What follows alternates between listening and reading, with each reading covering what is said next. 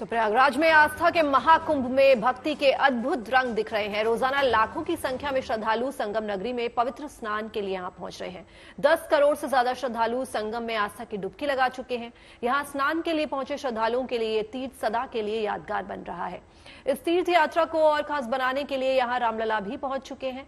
महाकुंभ मेला क्षेत्र में ही अयोध्या के राम मंदिर की हूबहू शक्ल वाली रेप्लिका तैयार की गई है। इस विशाल पंडाल में रामलला भी विराजमान है। यही नहीं, कुछ पंडालों को खास रोशनी से सजाया गया है। रात के वक्त इन पंडालों का अद्भुत नजारा भक्तों का मन मोह रहा है। महाकुंभ में देश के भक्तों के साथ साथ विदेशों से आए भक्त भी कुंभ की पावन धरा पर भक्ति में लीन है। रूस और यूक्रेन से आए श्रद्धालु यहां एक साथ आस्था के गोते लगा रहे हैं। 144 साल बाद खास सहयोग में प्रयागराज में चल रहे महाकुंभ को यादगार बनाने की पूरी तैयारी है। इसी सिलसिले में अब यहां भव्य ड्रोन शो होने जा रहा है। 3 दिन चलने वाले इस ड्रोन शो में प्रौद्योगिकी और संस्कृति का अनूठा संगम देखने को मिलेगा।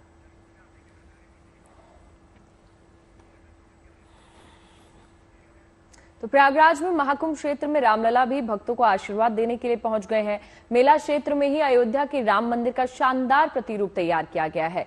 प्रयागराज में बने इस मंदिर में रामलला भी विराजमान है। जो भक्त अयोध्या में रामलला के दर्शन के लिए नहीं जा पा रहे हैं, उन्हें इसी मंदिर में प्रभु श्री राम के दर्शन का सौभाग्य मिल पा रहा है। जीएनटी के दर्शकों को प्रयागराज में बने इस अद्भुत राम मंदिर के दर्शन करा रहे हैं हमारे संवाददाता समर्थ श्रीवास्तव। देखिए।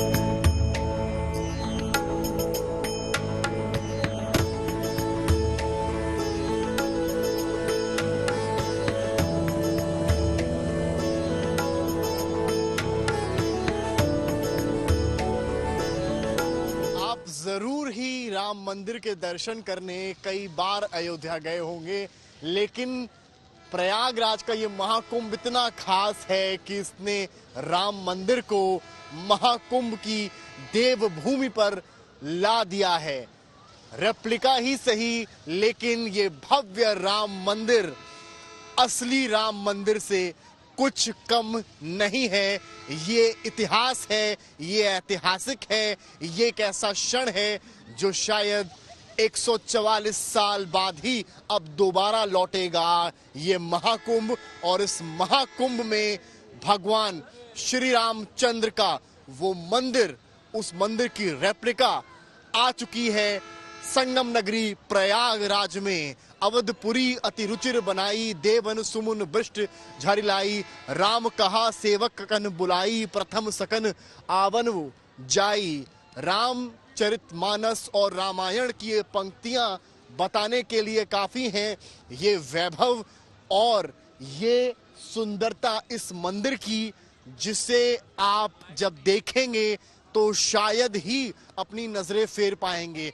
और दूर गुंबद पर वो लहराता भगवा ध्वज, जिसमें श्री रामचंद्र साक्षात विराजमान हैं, बजरंग बली का तेज जिसमें मौजूद है, और ये खूबसूरत बने गुंबद जो अयोध्या के राम मंदिर से बिल्कुल मेल खाते हैं। ये जो नक्काशी इसमें की गई है, ये बिल्कुल असल राम मंदिर की तरह ही की गई है।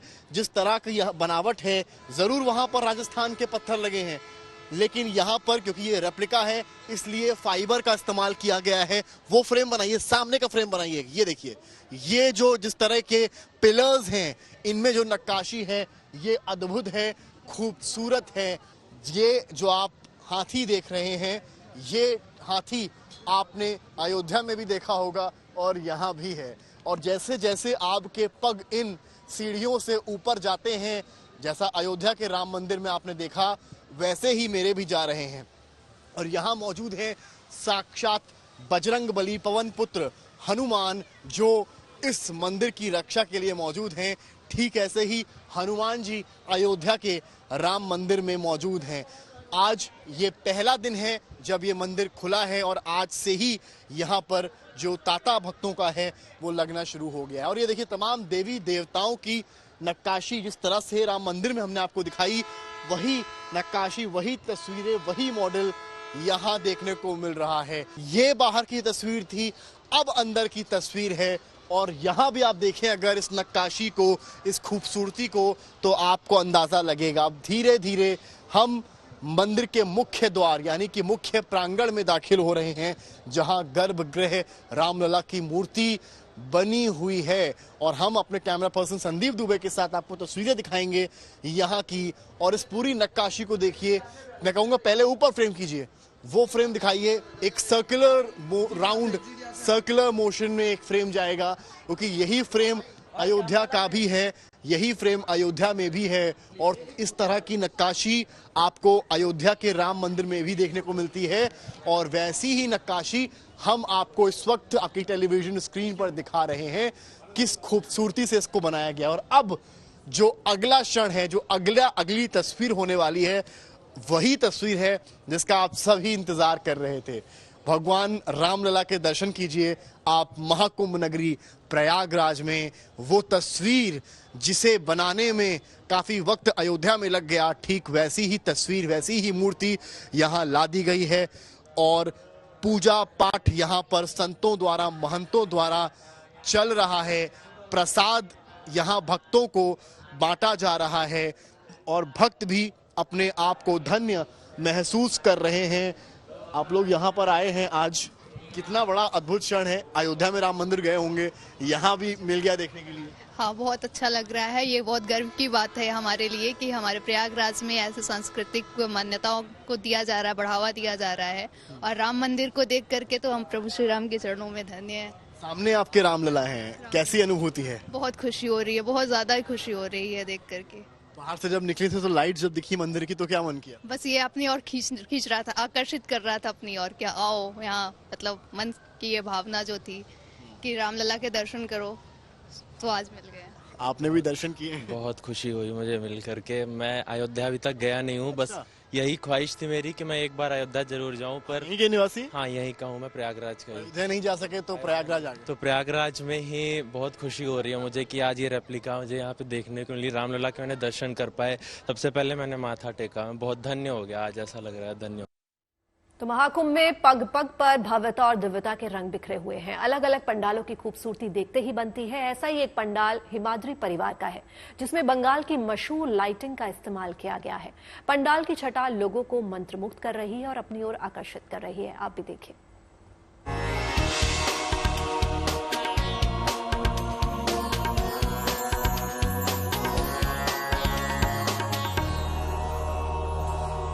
कुंभ नगरी में जब कोई भी श्रद्धालु निकलता है तो उसे आकर्षण की बहुत सारी चीजें हैं। संतों के अखाड़े हैं, सन्यासियों के तंबू हैं, इसके अलावा बड़े बड़े भव्य और दिव्य टेंट हैं, यानी पंडाल बने हैं, जिनमें ऐश्वर्य की हर तरफ छटा दिखाई पड़ती है। और कहीं रोशनी का ऐसा सुंदर समंदर है, ऐसा सुंदर समा है कि उसमें आदमी का दिल अटक जाता है। अब ऐसे ही हम हिमाद्री परिवार के टेंट में आए हैं। यहाँ बंगाल की मशहूर चंदन नगर की लाइटिंग है। इसमें कलाकार ने क्या अपनी कल्पना को पंख लगाए हैं। यहाँ मणिपुरी नृत्य करती हुई नृत्यांगना है, जिसमें उन्होंने मैकेनिकल उसको बना दिया है और मशीन लगाकर वो नृत्य की मुद्राएं दिखा रही है। और इधर ऐसे सुंदर सुंदर कलश और सुंदर फूल पत्तियां, नक्काशियां इन्होंने रोशनी में ऐसी उकेरी हैं कि देखकर कोई भी श्रद्धालु पैदल चलने वाला हो उसकी सारी थकान दूर हो जाती है। और सामने देखें तो ये ऊपर चक्र चल रहा है, नीचे फव्वारे हैं, सुंदर गुंबद हैं, और वहां से और अंदर जाएंगे तो हमें गणपति दिखाई पड़ते हैं। और गणपति के ऊपर पूरा घंटा घर रोशनी बनाने वाले ने अपनी कल्पना को साकार कर दिया है, जिसमें घंटा घर है, पेंडुलम चल रहा है, घड़ी की सुइयां चल रही हैं। और इसके साथ ही चारों ओर देखें तो नजारा बहुत अद्भुत और सुंदर लगता है। तो ऐसे में इस तरह की लाइटें तो बहुत तरह की हैं। जैसे शास्त्री पुल को पूरा रोशनी से सजाया गया है, लेकिन जब इस चंदन नगर की लाइट का जवाब नहीं, क्योंकि इसमें सिर्फ लाइट नहीं बल्कि एक कलाकार की परिकल्पना भी होती है। और इधर देखिए कुंभ की कथा पर यह है, दोनों तरफ गणपति के दोनों तरफ दो कुंभ हैं, जिसमें से ऐसे लग रहा है जैसे अमृत झर रहा हो। ऐसी कल्पना को साकार किया गया है। इसके साथ ही यहाँ बाहर अगर हम जाएंगे तो उसमें ऐसे देवी देवताओं के सुंदर चित्र, और वो भी सचल चित्र, रोशनी से एक नया संदेश देते हुए, एक नया, जिसको कहते हैं उर्दू में दिलफरेब और हिंदी में कहते हैं हृदय को ग्राह्य करने वाले, ऐसे दृश्य दिखाई पड़ते हैं। कुंभ में अपनी दिलकश गायिका से देवरिया का चाय वाला मशहूर हो गया है। साहिल राजभर हमें गंगा किनारे चाय बेचता मिला। महिलाओं को आधे दाम में चाय पिलाता हुआ पहला आकर्षण तो ये, और फिर जब उसने गंगा किनारे दर्द भरे सुरों में मां को पुकारा तो पास सोए हुए लोग मानो नींद से जाग उठे। और उसके साथ सेल्फी लेने वालों की भी भीड़ ज्यादा लग गई। आप भी उस नौजवान की गायिका का आनंद ले सकते हैं, देखिए। चाय चाय गर्मा गर्म चाय, नौजवानों के लिए 10 रुपया, महिलाओं के लिए 5 रुपया चाय। चाय चाय भैया, चाय गर्मा गर्म चाय। कुंभ की सर्द रात में जब हम ये देख रहे थे कि यहाँ लोग कैसे रात गुजार रहे हैं, एक नौजवान हमें मिलता है जो चाय बेच रहा है और इसके पीछे इसके फैंस की भीड़ लगी है। तो मुझे लगा कि 2 ही चाय वाले हैं जिसके पीछे लोग हैं। एक चाय वाला जो देश चला रहा है, दूसरा चाय वाला जो यहाँ लोगों को चाय पिला रहा है। इस सर्दी में जब लोगों को बचने के लिए ये भीगे पुआल भी गर्मी दे रहे हैं, ऐसे में ये नौजवान मिला। नाम क्या है बाबू? मेरा नाम साहिल राजभर है, देवरिया उत्तर प्रदेश से। तो साहिल, तुम्हारा हमने वीडियो देखा है गाते हुए, वो तुम ही हो? जी जी अंकल जी, मैं ही हूँ। मेरा ही गाना वायरल हो रहा है चाय के। वो डब डुब किया हुआ है या सही में तुम गाते? नहीं, रियल में ही मैंने ही गाया है जी। तो गा के बताओ। जी गा दे रहे हैं। मैंने एक संगम पे गाना बनाया है। अच्छा। छोटा सा एक गाना है अपने सनातन धर्म के लिए। तुम्हें धर्म से प्रेम होने लगेगा, तुम्हें धर्म से प्रेम होने लगेगा, एक बार संगम में आकर तो देखो, बिगड़ी तुम्हारी सब कुछ बनेगी, बिगड़ी तुम्हारी यहीं पर बनेगी। हनुमान जी को सर झुका कर तो देखो, हनुमान जी को सर झुका कर तो देखो। अरे वाह, तुमने तो बहुत, शाबाश, जीते रहो बेटा। और भी कुछ बनाया है तुमने? ये मतलब हाँ, एक गाना है, गाते हैं, जो मेरा गाना वायरल हुआ था। कौन सा? दूसरा सुनाओ। ठीक, हाँ, दूसरा सुनाओ। अरे कि मेहनत कई के कितनो रुपया कमईबा, अचरा के सुख कता ही न बबुआ सै पैबा, अरे सपना न हुई तोहार पूरा बबुआ, माई भी न जीना गी अधूरा ए सुगवा, माई भी न जीना गी अधूरा। माई के तो बहुत डूब के गैला गुरु। जी जी, मतलब मेरी माँ नहीं है अभी। उसके बाद ही ये सब गाना शुरू किया था? हाँ, गाते थे, लेकिन मतलब अब वही मम्मी का बहुत, उनको बहुत मिस करते हैं, तो उनके लिए ज्यादा गाना गाते हैं। और क्या माँ को डेडिकेट किया? अमृत के धार के हु के तनो पियाई एगो माई बिना, अमृत के धार के हु के तनो पियाई एगो माई बिना, कैसे करे जवा जुड़ाई भाई एगो माई बिना, कैसे करे जवा जुड़ाई भाई एगो माई बिना। अरे वाह, तो चाय बेचने कितने घंटे तुम चाय बेचते हो? मतलब 10 घंटे बेचते हैं, 8-10 घंटे। गाय के प्रैक्टिस करने का टाइम कहाँ मिलता है? नहीं मिल पाता, प्रैक्टिस छोड़ कर आए हैं, थोड़ा पैसा भी कमा लेंगे। सपना क्या है? चाय ही बेचना है, गायक बनना है, बड़ा बाबू अफसर बनना है? सपना है सिंगर बनना है, गायक। अच्छा, बहुत टैलेंट है। तुमने अपना चाय भी तुम ऐसे ही बेचते हो कि महिलाओं को फ्री? हाँ, महिलाओं को तुम्हारी आवाज लगाते हुए सुनिए। जी जी, महिलाओं को मतलब 5 रुपए बेचते हैं, और जब फ्री भी पिलाते हैं तो भाई, और महिलाओं को और पुरुषों को 10 रुपया। अच्छा, 10। यही कुंभ की भावना है।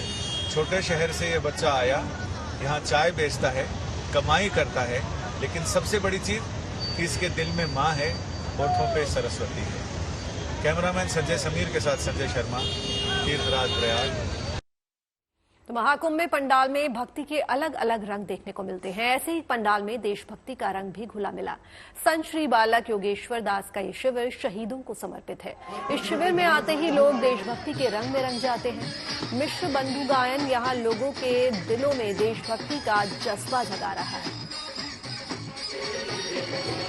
पंडाल में भक्ति के अलग अलग रंग दिखाई पड़ते हैं। कहीं कथा है, कहीं ईश्वर की भक्ति है, कहीं देशभक्ति है। और जब श्रद्धालु यहाँ आता है तो देशभक्ति भरे गीतों पर थिरकने से अपने आप को रोक नहीं पाता।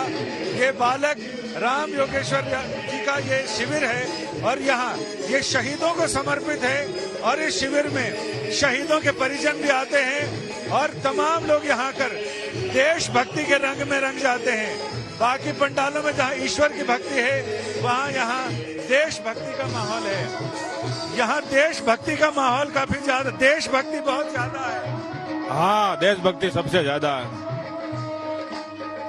बाकी जगह ईश्वर भक्ति है, यहाँ देशभक्ति का माहौल है।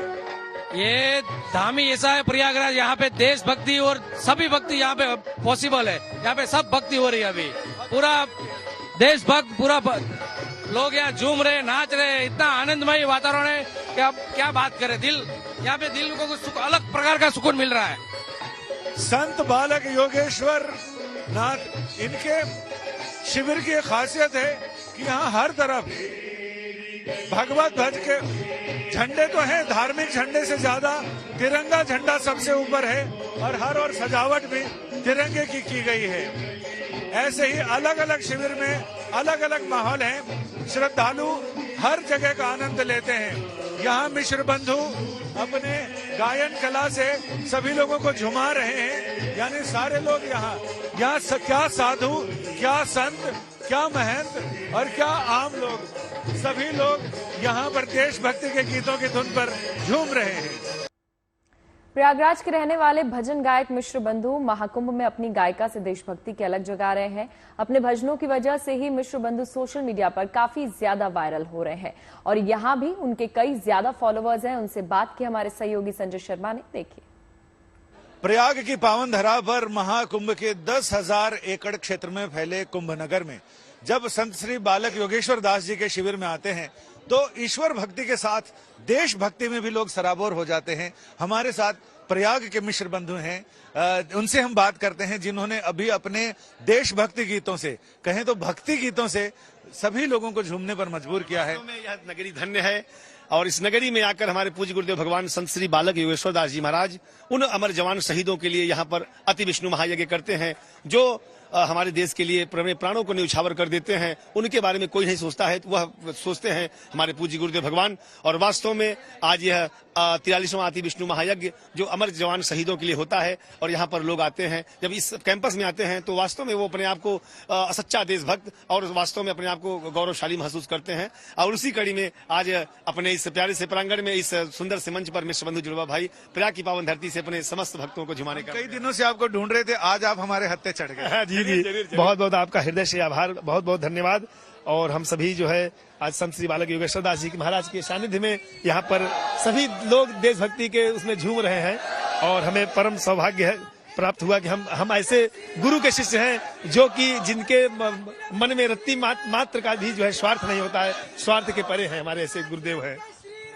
यानी यहाँ न केवल पूरा माहौल देशभक्ति का है बल्कि शहीदों और उनके परिजनों के लिए यहाँ पर खास इंतजाम रहते हैं। यानी वो लोग यहाँ आते हैं, यहाँ उनके रहने का, भोजन का सारा इंतजाम ये शिविर उठाता है। और इसके साथ ही बाकी जगह ईश्वर की भक्ति का माहौल तो सब तरफ मिलता है, लेकिन ईश्वर की भक्ति के साथ साथ देश की भक्ति का माहौल, देश की माटी का कर्ज चुकाने का जज्बा आपको यहाँ पर आकर मिलता है। कैमरामैन संजय समीर के साथ संजय शर्मा, तीर्थराज, प्रयाग। 144 साल बाद खास सहयोग में प्रयागराज में चल रहे महाकुंभ को यादगार बनाने की पूरी तैयारी है। इसी सिलसिले में अब यहां भव्य ड्रोन शो होने जा रहा है। 3 दिन चलने वाले इस ड्रोन शो में प्रौद्योगिकी और संस्कृति का अनूठा संगम देखने को मिलेगा।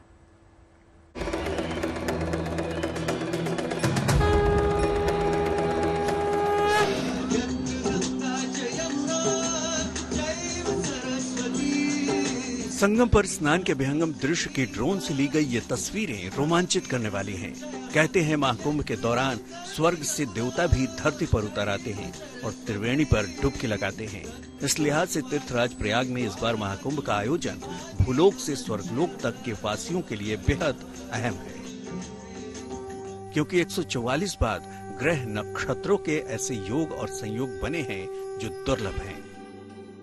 ड्रोन कैमरों के जरिए प्रयागराज में चल रहे भव्य और दिव्य महाकुंभ की अनोखी छटा आप पिछले कई दिनों से देखते आ रहे होंगे। और आपको बता दें कि अब प्रयागराज के महाकुंभ नगर में आज से शानदार ड्रोन शो का भी आयोजन होने जा रहा है। इसकी झलक गुरुवार की शाम को देखने को मिली, जब संगम किनारे क्षितिज पर ड्रोन से शिव पार्वती की अद्भुत तस्वीर उकेरी गई और ओम की आकृति का निर्माण किया गया। संगम पर 200 से ज्यादा ड्रोन की रोशनी से भव्य ड्रोन शो की अनूठी झलक पेश की गई। प्रयागराज में आज से 26 जनवरी तक रोज शाम को ड्रोन शो का आयोजन होने जा रहा है। ये कार्यक्रम महाकुंभ नगर के सेक्टर 7 में होगा। इस दौरान ड्रोन से समुद्र मंथन समेत प्रयागराज की पौराणिक कथाओं को प्रस्तुत किया जाएगा। उत्तर प्रदेश का पर्यटन विभाग इस ड्रोन शो का आयोजन कर रहा है। इस दौरान भारतीय संस्कृति, अध्यात्म और महाकुंभ के महत्व से जुड़ी तस्वीरें ड्रोन फॉर्मेशन के जरिए पेश की जाएंगी। 26 जनवरी तक चलने वाले महाकुंभ में रोशनी और संगीत का शानदार तालमेल यहां पहुंचे लाखों श्रद्धालुओं और पर्यटकों को मंत्रमुग्ध कर सकता है। शो के दौरान हजारों ड्रोन बेहतरीन तालमेल के साथ आसमान में उड़ेंगे और मनमोहक आकृतियों और दृश्यों का निर्माण करेंगे, तो नजारा देखने लायक होगा। महाकुंभ में शुरुआत से ही रोजाना 45 मिनट के लेजर शो का भी आयोजन किया जा रहा है, जिसके जरिए धार्मिक और पौराणिक कथाओं को बेहद रोचक और आकर्षक अंदाज में पेश किया गया है। इसी कड़ी में अब यहाँ पर ड्रोन शो भी होगा, जो आम श्रद्धालुओं के साथ साथ साधु संतों और कल्पवासियों को महाकुंभ में नया अनुभव हासिल करने का अवसर देगा। Bureau report, good news today. तो पूजा, लंच टाइम हो गया, भूख लग रही है, नहीं लग रही है? बहुत ज्यादा। तो लंच टाइम में अब थोड़ी सी चटपटी और जायके वाली खबरें देख लेते हैं। तो देखते हैं हमारी फूड स्टोरी।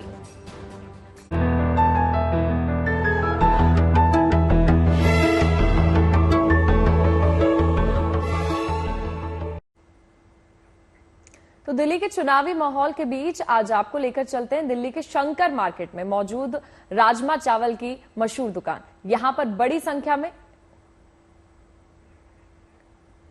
बड़ी संख्या में रोजाना लोग राजमा चावल का स्वाद भी लेने आते हैं और दिल्ली चुनाव पर चटपटी चर्चा भी करते हैं। देखिए दिल्ली के दिल में क्या है।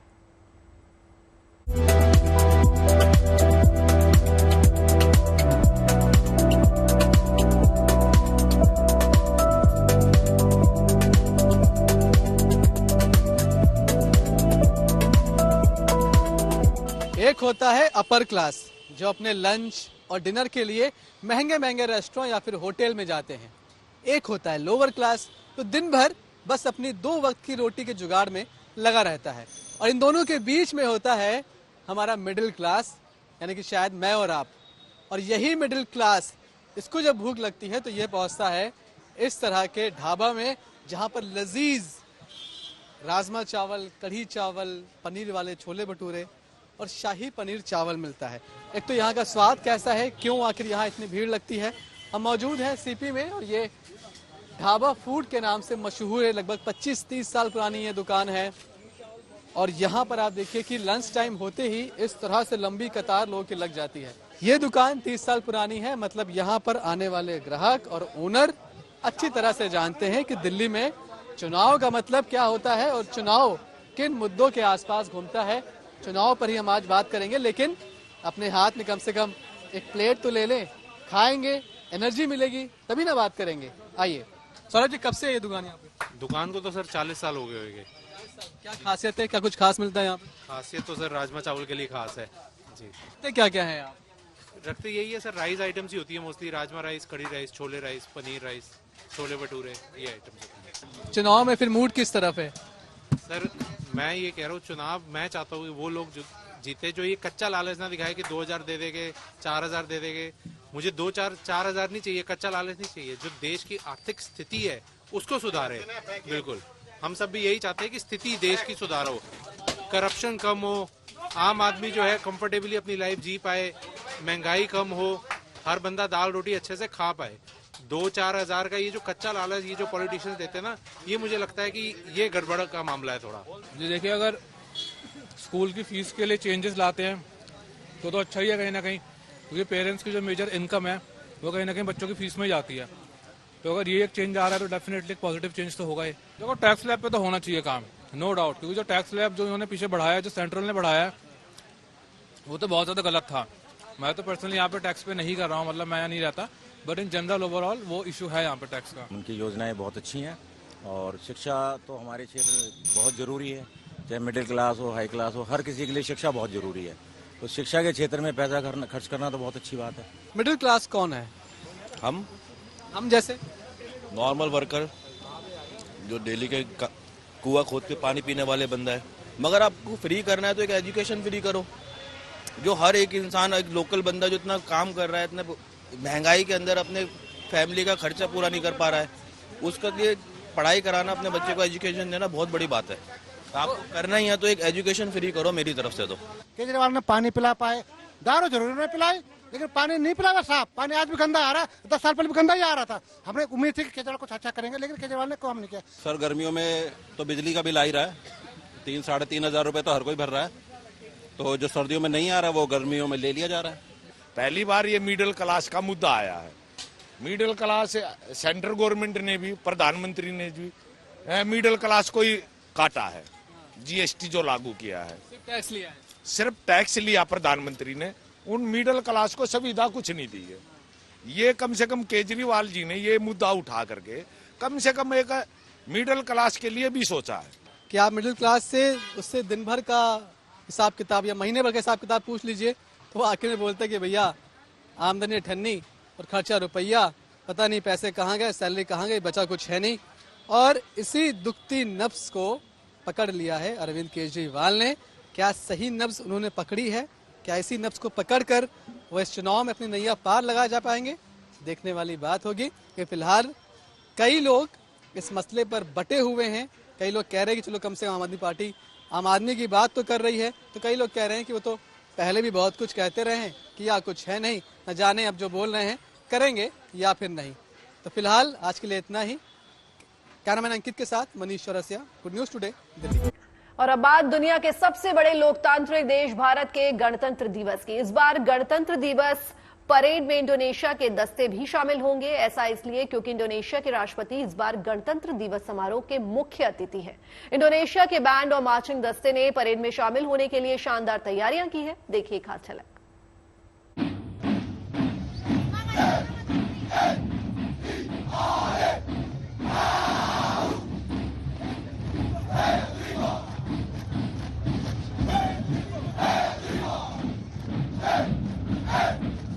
राजधानी दिल्ली के विजय चौक पर अपने जोश और जज्बे का इजहार कर रहे ये इंडोनेशिया की सेना के जवान हैं, जो अपने बैंड के मनमोहक धुनों पर कदम ताल करने को तैयार हैं। इंडोनेशियाई सेना की ये टुकड़ी 76वें गणतंत्र दिवस समारोह में भाग लेने भारत आई है।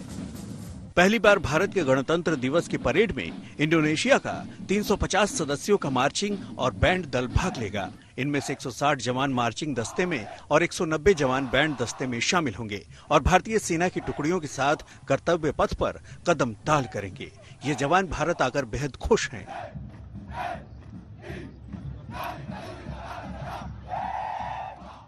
Most of all are very excited and very surprised, and also again we would like to convey our sincere gratitude and appreciation for the Indian government who already invited us to be in this event. I'm participating in this event as a leader of the marching bands, so I'm feeling really excited because it is our first time in India, and I hope that the presence of me in here is to enhance the cooperation between India and Indonesia. It will be more stronger, more bondful, something like that. दरअसल Indonesia के राष्ट्रपति Prabowo Subianto इस बार भारतीय गणतंत्र दिवस समारोह के मुख्य अतिथि हैं और वे इस कार्यक्रम में भाग लेने के लिए नई दिल्ली पधार चुके हैं। राष्ट्रपति सुबियांतो पहली बार राजकीय यात्रा पर भारत आए हैं। वे 4 दिनों की यात्रा पर भारत आए हैं। वे भारतीय गणतंत्र दिवस समारोह में शामिल होने वाले चौथे इंडोनेशियाई राष्ट्रपति हैं। इंडोनेशिया के पहले राष्ट्रपति सुकर्णो 1950 में भारत के पहले गणतंत्र दिवस समारोह के मुख्य अतिथि थे। अब एक बार फिर से इंडोनेशिया के राष्ट्रपति गणतंत्र दिवस समारोह में मुख्य अतिथि के रूप में शामिल होने जा रहे हैं। उनकी मौजूदगी में इंडोनेशिया के ये फौजी जवान कर्तव्य पथ पर समा बांधेंगे तो नजारा देखने लायक होगा। Bureau report, good news today.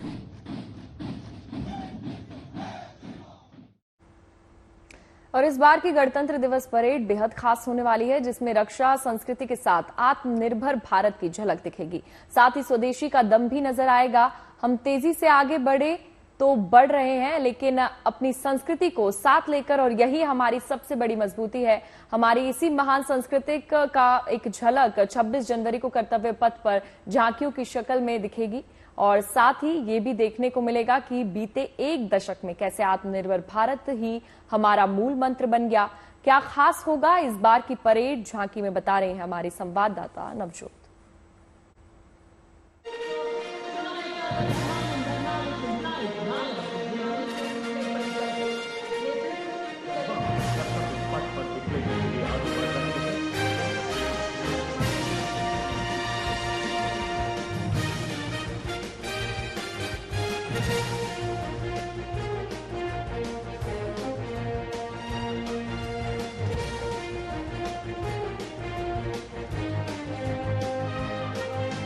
कर्तव्य पथ पर जहां आपको हिंदुस्तान की आन बान शान दिखेगी, वहीं हमारी भारतीय सेना की भी एक झांकी नजर आएगी, जिसमें aligned with the future, victory through jointness, सशक्त और सुरक्षित भारत की तस्वीर आपको नजर आएगी। लेकिन इस बार इस झांकी में क्या कुछ खास होगा, इस टैब्लू में क्या कुछ खास होगा और कैसे इसके जरिए भारत की सेनाओं की एकता को दिखाया जाएगा? सर, क्या कुछ खास है? ये झांकी भारतीय सशस्त्र बलों के संयुक्तिकरण और एकीकरण के लिए वैचारिक दृष्टिकोण को प्रदर्शित करती है।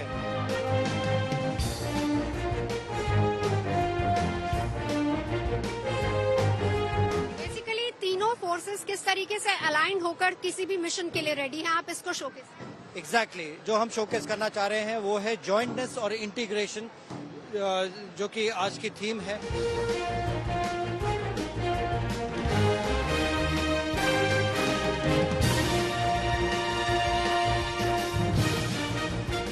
मॉडल जो हम लोगों ने देखा उसमें ये झांकी शोकेस होगी, इसमें और क्या क्या खास है? हाँ, देखिए, ये जो आत्मनिर्भरता है जिसकी मुहिम चल रही है, उसके जो भी मॉडल्स आपको इस टैब्लू में देखेंगे सब मेड इन इंडिया है।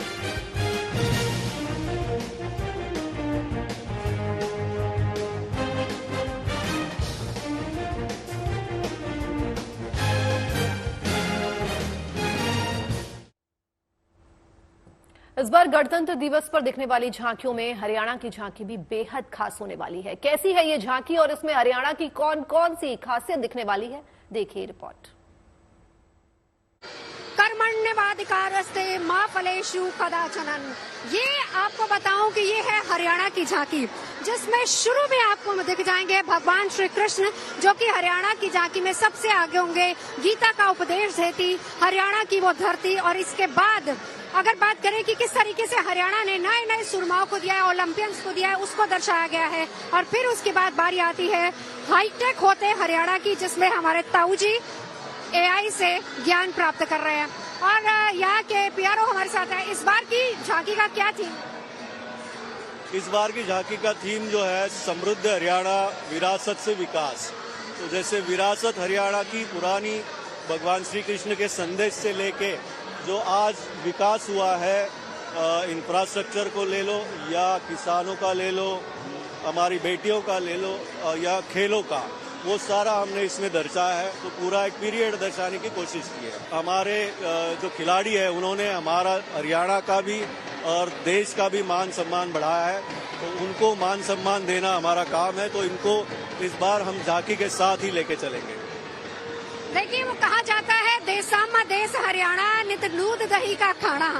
यहीं से शुरुआत होती थी हर बार हरियाणा की झांकी की, लेकिन इस बार आपको हाईटेक होता हरियाणा और कैसे देश को ओलंपिक मेडल दिलवा रहा है हरियाणा, और उन तमाम ओलंपियंस को भी यहाँ पर इस झांकी के साथ साथ यहाँ बिठाया भी जाएगा और वो चलेंगे। और इसके पीछे आप ताऊ जी को देख लेंगे, हमारा हरियाणा का ताऊ AI की एजुकेशन लेता हुआ, AI से पढ़ाई करता हुआ। ये है हरियाणा की झांकी। इन दिनों कोल्ड प्ले बैंड के कॉन्सर्ट की भारत में खूब चर्चा हो रही है। 25 और 26 जनवरी को ब्रिटिश बैंड कोल्ड प्ले का गुजरात में कॉन्सर्ट होने जा रहा है। अहमदाबाद के नरेंद्र मोदी क्रिकेट स्टेडियम में यह कॉन्सर्ट होगा, जिसको लेकर लोगों में गजब का क्रेज देखने को मिल रहा है। 2 दिन के कार्यक्रम को लेकर अहमदाबाद पुलिस ने एक्शन प्लान तैयार किया है। पुलिसकर्मियों के अलावा NSG कमांडो का सुरक्षा का जिम्मा सौंपा गया।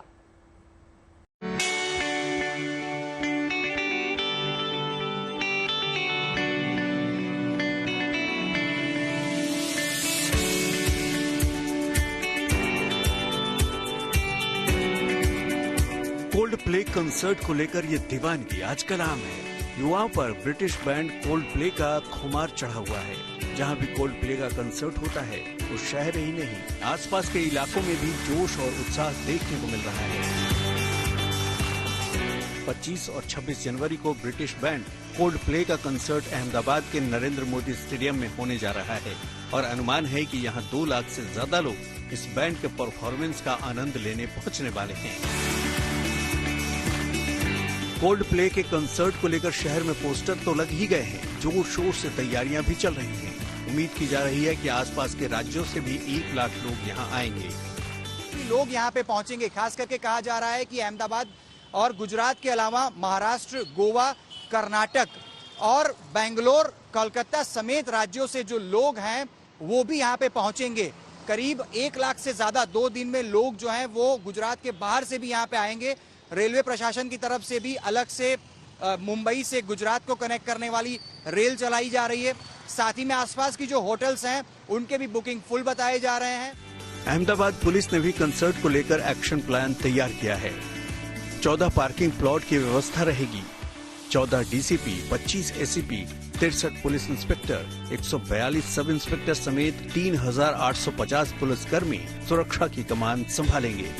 270 CCTV कैमरों के जरिए स्टेडियम के कोने कोने की मॉनिटरिंग की जाएगी।